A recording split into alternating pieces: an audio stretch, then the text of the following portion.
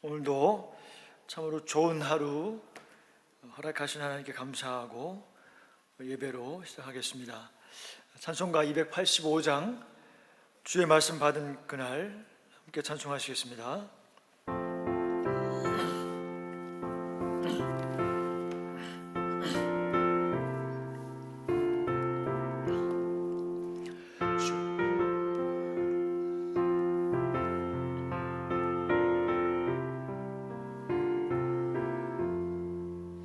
주의 말씀 받은 그날 참 기쁘고 복되도다. 이 기쁜 마음 이겨서 온 세상에 전하노라. 기쁜 날 주 나의 죄 다 씻은 날 늘 깨어서 기도하고 늘 기쁘게 살아가리.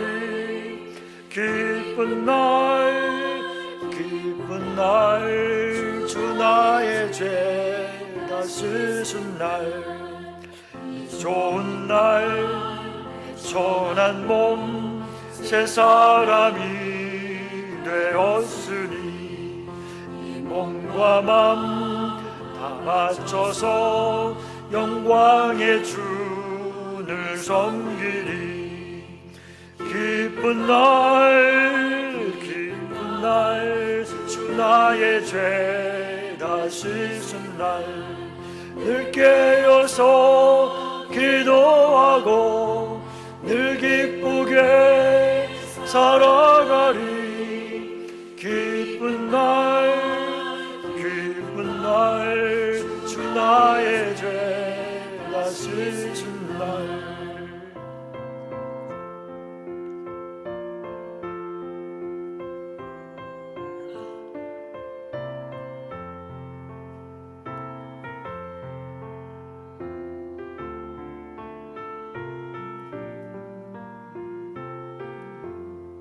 새 사람 된 그날부터 평안한 마음 늘 있어서 이 복된 말 전하는 일 나의 본분 삼았도다. 기쁜 날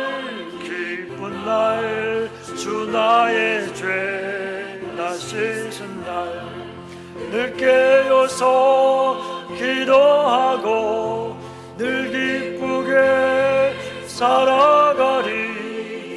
기쁜 날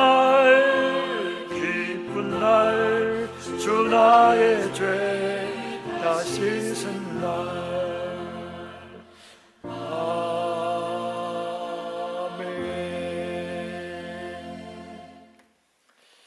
오늘 본문 말씀은 베드로후서 1장 12절부터 21절까지의 말씀입니다. 제가 봉독하겠습니다. 그러므로 너희가 이것을 알고 이미 있는 진리에 서 있으나 내가 항상 너희에게 생각나게 하려 하노라. 내가 이 장막에 있을 동안에 너희를 일깨워 생각나게 함이 옳은 줄로 여기노니 이는 우리 주 예수 그리스도께서 내게 지시하신 것 같이 나도 나의 장막을 벗을 것이 임박한 줄을 알미라. 내가 힘써 너희로 하여금 내가 떠난 후에라도 어느 때나 이런 것을 생각나게 하려 하노라. 우리 주 예수 그리스도의 능력과 강림하심을 너희에게 알게 한 것이 교묘히 만든 이야기를 따른 것이 아니요 우리는 그의 크신 위엄을 친히 본 자라. 지극히 큰 영광 중에서 이러한 소리가 그에게 나기를 이는 내 사랑하는 아들이요 내 기뻐하는 자라 하실 때에 그가 하나님 아버지께 존귀와 영광을 받으셨느니라. 이 소리는 우리가 그와 함께 거룩한 산에 있을 때에 하늘로부터 난 것을 들은 것이라. 또 우리에게는 더 확실한 예언이 있어 어두운 데를 비추는 등불과 같으니 날이 새어 샛별이 너희 마음에 떠오르기까지 너희가 이것을 주의하는 것이 옳으니라. 먼저 알 것은 성경의 모든 예언은 사사로이 풀 것이 아니니 예언은 언제든지 사람의 뜻으로 낸 것이 아니요 오직 성령의 감동하심을 받은 사람들이 하나님께 받아 말한 것임이니라. 아멘. 기도하겠습니다. 사랑하는 하나님 아버지, 오늘도 참 좋은 하루, 건강한 하루 허락하심을 감사합니다. 오늘도 주님 앞에 예배 드릴 때에 성령께서 깨닫게 도와주시고 말씀하시는 것을 마음판에 새기며 하루 살아갈 힘과 능력을 더하여 주시옵소서. 아버지 하나님, 오늘도 은혜를 내려주시고 형통함을 더하여 주옵소서. 만나는 사람마다 하는 일마다 주께서 지혜를 더하여 주시고 마땅히 해야 할 말들을 생각나게 하여 주옵소서. 또한 많은 영혼들을 또한 주님께로 인도하는 일에 깨어 있어서 주님 순종할 수 있도록 주님 도와 주시옵소서. 이 시간에도 주님께 의지합니다. 예수님 이름으로 기도합니다. 아멘. 오늘 말씀 중심으로 더 확실한 예언이라는 제목으로 함께 말씀을 나누겠습니다. 예언이라고 하는 것은 미래에 이루어질 일에 대해서 미리 알고 말하는 것이라고 할 수 있습니다. 오늘날에도 많은 점장이들이 점을 보러 오는 사람들에게 앞으로 생길 일들에 대해서 예언을 합니다. 또 이단들도 예언을 합니다. 그러나 그것이 맞나요? 장래의 일은 하나님만이 알고 계시는 것입니다. 성경에서의 예언은 단순히 앞일을 미리 말한 것이라는 의미 외에 또 다른 의미가 있습니다. 성경의 예언의 사전적인 의미를 찾아보면 예언이라는 것은 앞으로 다가올 일을 미리 알거나 짐작하여 말하는 것이다. 거기에 한자로 예라고 되어 있는 것이 미리 예자입니다. 또 두 번째로 예금이라고 하는 단어가 있는데 이것은 우리가 잘 알듯이 돈을 금융기관에 맡기는 것을 예금이라고 합니다. 이때 사용했던 그 예자 한자도 미리 예라고 하는데 또 참여하다 뭐 이런 뜻도 함께 포함되어 있습니다. 그래서 성경에 나오는 그 예언은 같은 미리 예자를 쓰는데 또 이것은 그 맡겨진 말이다. 하나님께서 선지자들에게 맡기신 말씀을 우리가 예언이라고 말합니다.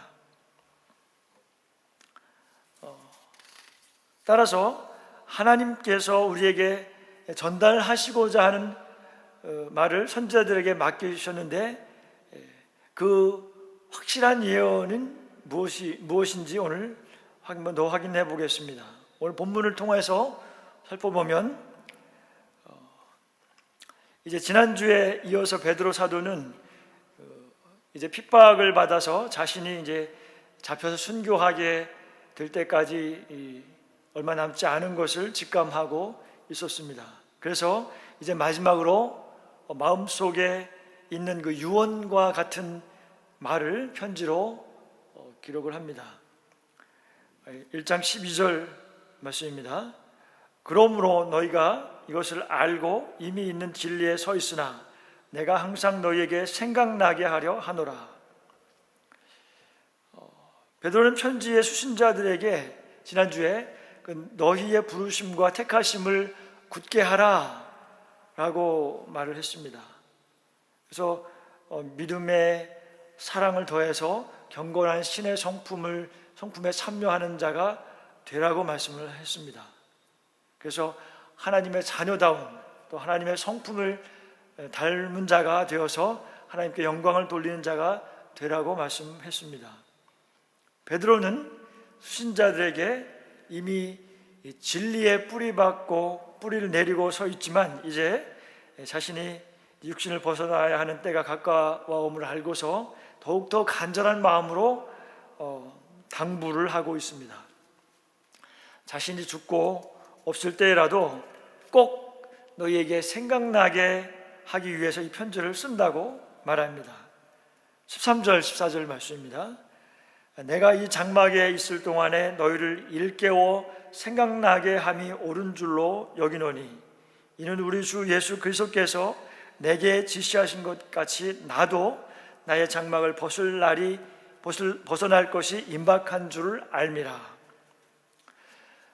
베드로 사도는 이제 자신에게 점차 가까워오는 죽음의 위협을 느끼고 있었습니다. 베드로 사도는 죽기 전에 너희를 일깨워서 생각나게 하는 것이 자신의 소명이라고 여기고 있는 것입니다. 14절에 베드로는 그리스도께서 자신에게 하신 말씀을 기억합니다. 요한복음 21장 18절에 보면 내가 진실로 진실로 네게 이르노니 네가 젊어서는 스스로 띠뛰고 원하는 곳으로 다녔거니와 늙어서는 네 팔을 벌리리니 남이 네게 띠띠우고 원하지 아니하는 곳으로 데려가리라. 베드로 사도가 십자가에서 달려 순교하게 될 것을 예수님께서 미리 예언하신 것입니다. 베드로는 자신과 같은 죄인이 어떻게 주님과 똑같은 방법으로 모습으로 죽을 수 있는가 하면서 자신은 십자가에 거꾸로 매달려서 순교한 것으로 전해지고 있습니다.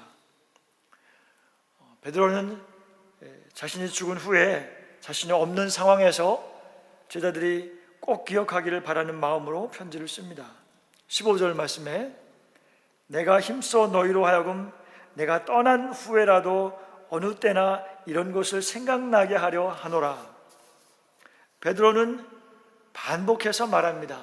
내가 떠난 후에 어느 때라도 생각나게 하노라. 이 생각나게 하려 한다는 말이 12절에도 나오고 또 13절에도 나오고 그리고 여기 15절에도 반복해서 기록을 하고 있습니다. 이 반복해서 말하고 있다는 것은 그것이 그만큼 중요하기 때문에 강조하고 있는 것입니다. 하나님의 말씀이 생각나야 합니다. 우리는 많은 설교 말씀을 듣습니다. 들을 때에 참 좋고 깨달아져서 아멘으로 응답하기도 합니다. 그런데 며칠 지나면 그 들은 말씀이 어떤 말씀이었는지 기억이 잘 나지 않습니다. 저도 똑같습니다. 그래서 구약 성경에 보면 날마다 말씀을 입으로 읊조리라고 하였습니다. 반복해서 입으로 중얼거리며 암송하라는 것입니다. 왜 그래야 합니까? 알고 있는 말씀이라고 해서 어떤 상황 가운데서 우리가 그 말씀을 붙잡아야 하는 그 말씀이 잘 떠오르지가 않습니다. 그렇게 생각나고 기억할 수 있으려면 말씀이 우리 영혼 깊이 새겨져 있어야 할 뿐만 아니고 그것을 또한 자주 되새김질하고 또 입으로 계속 이렇게 선포하기도 하고 해야 한다는 것입니다. 하나님의 말씀을 암송해야 하는 이유입니다.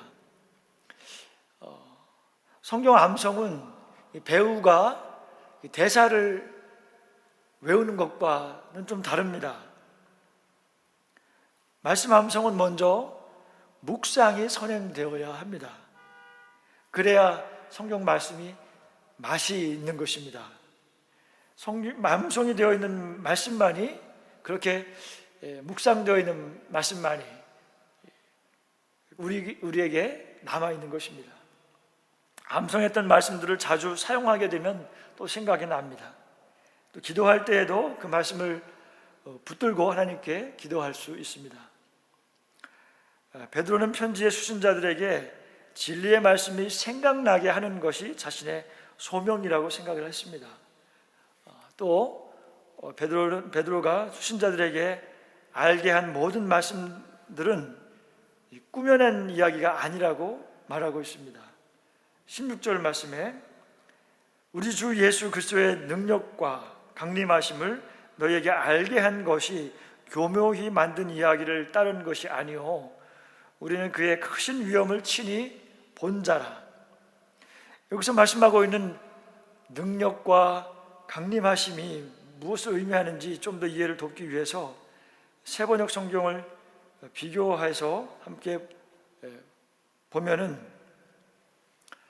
베드로후서 1장 16절, 우리가 여러분에게 우리 주 예수 그리스도의 권능과 재림을 알려드린 것은 교묘하게 꾸민 신화를 따라 한 것이 아닙니다. 우리는 그의 위엄을 눈으로 본 사람들입니다 라고 말하고 있습니다. 세번역 성경을 볼 때에 능력과 강림하심은 권능과 재림이라고 말씀을 하고 있습니다. 따라서 예수 그리스도께서 권능으로 영광 중에 오실 그리스도의 재림이라는 그 종말론적인 의미로 사용되고 있는 것입니다. 베드로가 유언처럼 제자들이 꼭 기억해야 할 것이라고 강조한 것은 바로 영광스러운 모습으로 다시 오실 예수 그리스도를 생각하고 기억하게 하려 하는 것입니다. 베드로가 편지를 쓸 때에 수신자들의 상황은 핍박을 받고 있었고, 또 어떤 거짓 교사들이 예수님의 재림에 대한 그 예언을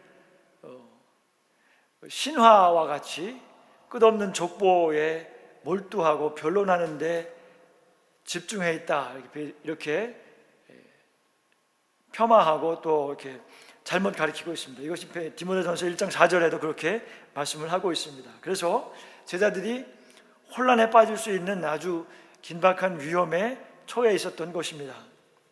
그래서 베드로는 다시금 강조하고 있습니다.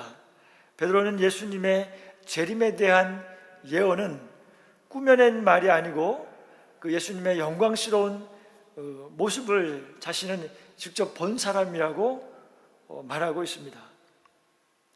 1장 17절 말씀에 지극히 큰 영광 중에서 이러한 소리가 그에게 나기를, 이는 내 사랑하는 아들이요 내 기뻐하는 자라 하실 때에 그가 하나님 아버지께 존귀와 영광을 받으셨느니라. 이 소리는 우리가 그와 함께 거룩한 산에 있을 때에 하늘로부터 난 것을 들은 것이라. 베드로는 변화산 상에서 예수님께서 영광스러운 모습으로 변하였던 그 황홀한 광경을 목격했던 것입니다. 그 마태복음 17장에 보면 베드로와 야고보와 요한을 데리시고 따로 높은 산에 올라가서 그들이 보는 앞에서 예수님의 얼굴에 빛이 해같이 빛이 나고 옷의 빛이 무척 매우 희어졌다고 말하고 있습니다. 또한 베드로는 예수님과 모세와 엘리야가 이렇게 함께 있는 것도 보았던 것입니다.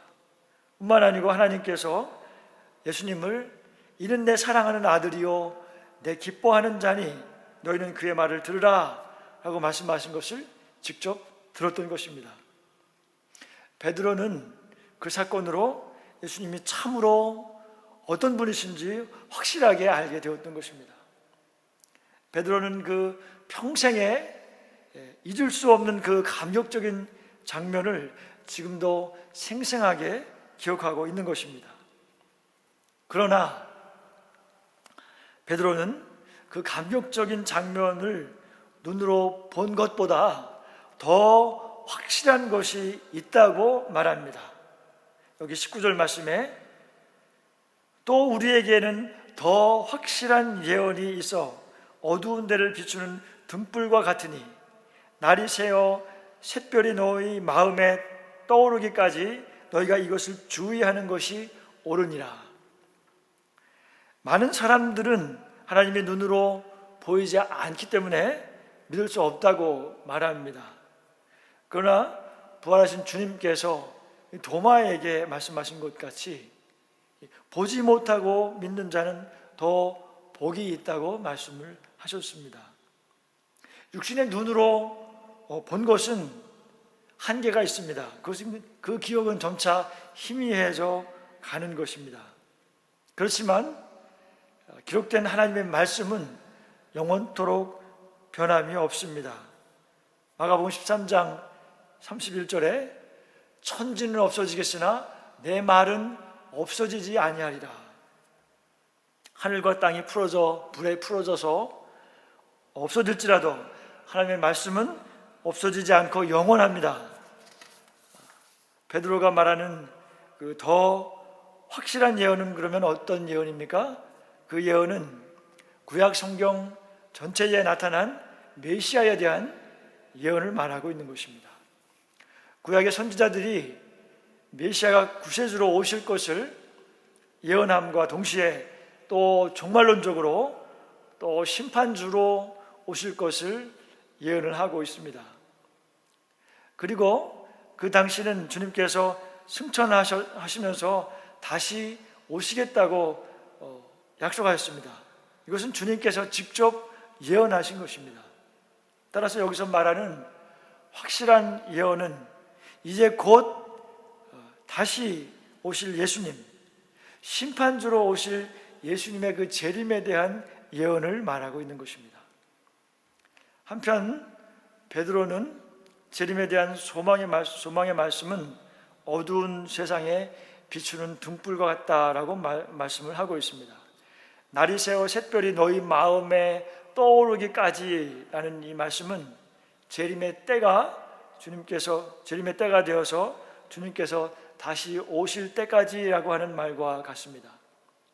따라서 날이 새어 샛별이 마음에 떠오르기까지라는 말은 한편으로는 샛별이 우리 마음에 떠오른다는 개념은 좀 더 개인적인 의미로 묵상해 본다면은 우리의 이 어두운 세상에서 마음에 예수님으로 가득 찰 때까지 예수님을 바라보면서 또 소망 중에 인내해야 하는 것을 가르쳐주고 있습니다. 그래서 베드로는 다시 한번 하나님의 말씀의 권위를 강조합니다. 20절 말씀에 먼저 알 것은 성경의 모든 예언은 사사로이 풀 것이 아니다 라고 말씀을 합니다. 여기서 사사로이 풀 것이 아니라고 했는데 그 말의 뜻은 성경의 어떤 예언도 사람이 개인적으로 해석할 문제가 아니다라는 것이고, 또 성경의 어떤 예언도 그 예언자 자신의 해석에 의한 것도 아니라는 것입니다. 베드로는 현재 거짓 선지자들과 거짓 교사들이 예언의 말씀을 개인적으로 해석을 하고 있다고 하는 것을 말하면서 그들을 주의하라고 말하고 있습니다. 왜냐하면 성경의 저자는 사람이 아니기 때문입니다. 21절 말씀에 보면 예언은 언제든지 사람의 뜻으로 낸 것이 아니요 오직 성령의 감동하심을 받은 사람들이 하나님께 받아 말한 것임이니라. 예언의 말씀은 성령께서 사람을 감동시키셔서 그 감동을 받은 사람으로 하여금 기록하게 하신 것이기 때문에 그 말씀은 하나님의 말씀이라는 것입니다. 이 말씀과 같은 말씀으로 우리가 잘 알고 있는 말씀이 있는데 디모데후서 3장 16절 말씀입니다. 모든 성경은 하나님의 감동으로 된 것으로 교훈과 책망과 바르게 함과 의로 교육하기에 유익하니라고 말하고 있습니다. 하나님께서 사람들을 감동시켜서 기록하도록 하였다는 것입니다. 그렇기 때문에 성경의 원래 저자는 하나님이시고 그것을 받아 기록한 사람들을 우리는 기자라고 구분하기도 합니다. 베드로는 그 당시에 거짓 교사들은 재림에 대한 구약 성경의 예언이 하나님께서 나온 것임을 부정했을 뿐만 아니고 선지자 자신의 표적이나 꿈 또는 환상을 통해서 지어낸 그 신화에 불과하다고 주장을 했던 것입니다.